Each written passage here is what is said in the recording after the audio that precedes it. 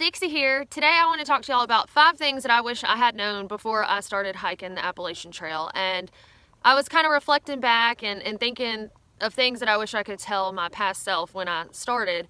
And I thought, that might be useful for y'all to know, because if you're thinking about doing an extended section or through hiking the Appalachian Trail, you'll probably find these useful. So let's go ahead and cover those now. Alright, so number 1, pooping in the woods really isn't a big deal.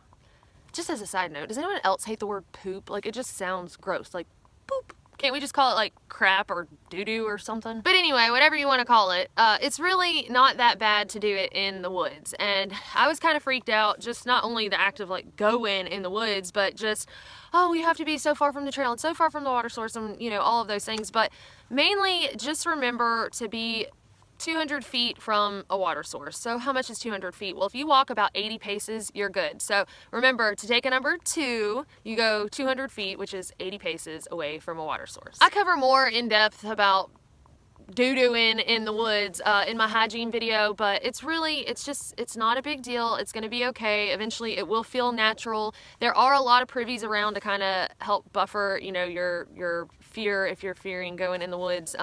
So, for a while you might try to hold it and only go in privies, but eventually you'll get over that, especially when you hit the Smokies, and there aren't very many privies. Most of the shelters have a privy, and the Smokies make you pay $20 to go through them, but no privy. You'd think it from $20 from all of these hikers that they could build a freaking privy. But it's natural. That's what we have to remember, is that the boxes that we build around ourselves and call homes and bathrooms and all of that, it's really not natural. It's natural to be out in nature and to experience those things in nature. And some of the fellas started calling it, a spiritual experience, taking their nature dump. So anyway, it will become natural, and if you're worried about it, just don't, because eventually it won't be a big deal to you at all, and it won't be something that's like hush hush, everybody talks about it. It's really not a big deal. And number 2, I wish that I had known that you need sunscreen even when it's cold outside.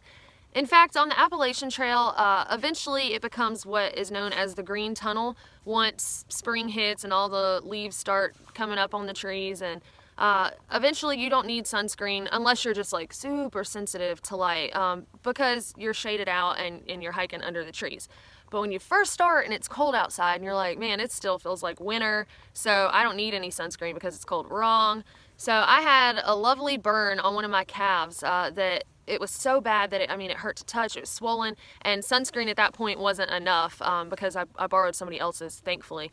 So I had to like tie a bandana around my leg and hike with it, and I felt kind of like a gang member or something, But anyway, so definitely go ahead and start with sunscreen, because before the leaves are on the trees, you're just going to be getting a lot of sun, and it'll be, cold, so it'll feel good, and you won't even realize that you're burning until it's too late. So bring some sunscreen. And number 3, I wish I had known that big leather traditional style boots for hiking are not necessary on the Appalachian Trail. I really thought that I was gonna need some ankle support and like my foot to be armored and protected with traditional leather hiking boots, but I really didn't need any of that at all, and it actually ended up causing me injury. I ended up with tendonitis in my Achilles.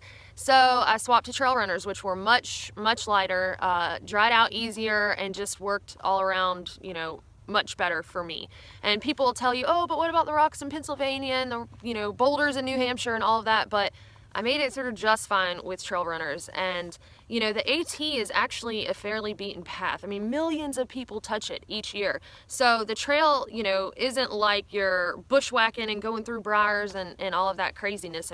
It's pretty well beaten, it's pretty well cleared out, and trail runners will do you just fine. And those are actually the most popular footwear on the Appalachian Trail now. So you don't need the big old bulky boots, clod hoppers, tromping down the trail. You'll be just fine if you decide to go with trail runners. And number 4, the Appalachian Trail is not a job.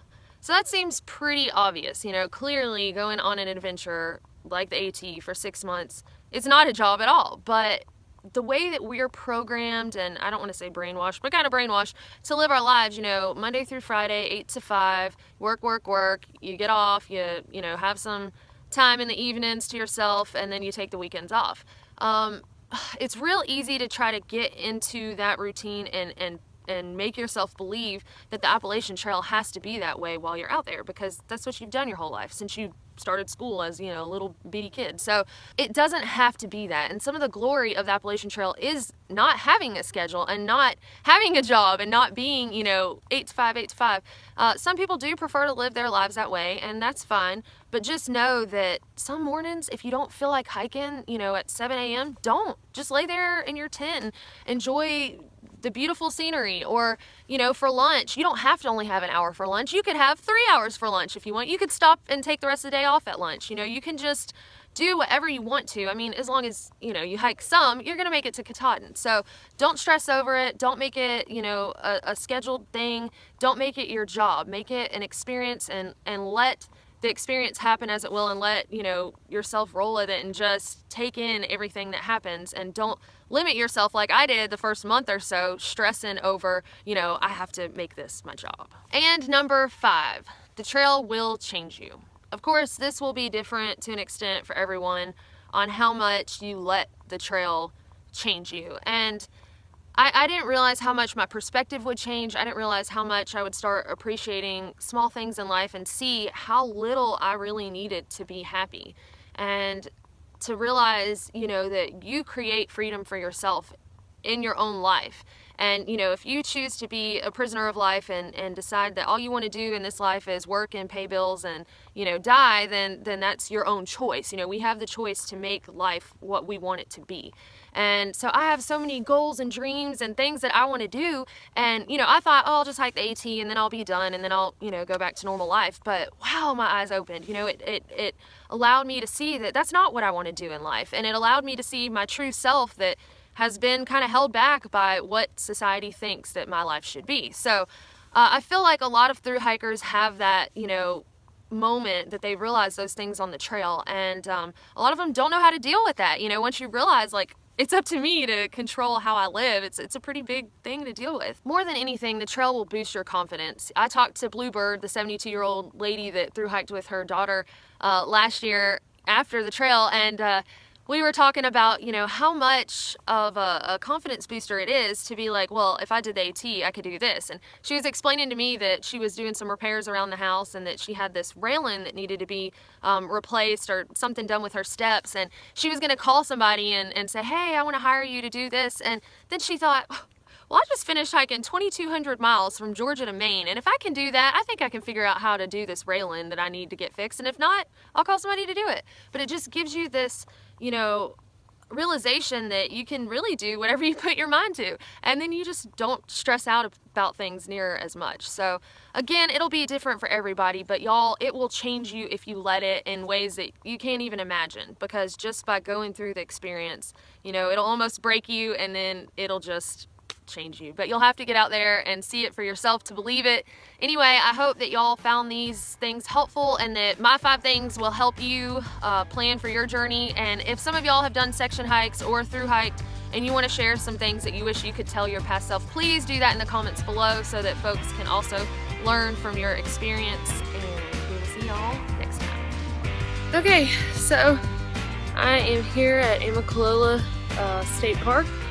And there's this nice little compartment overhead, so that's the opening, where you can put like a headlamp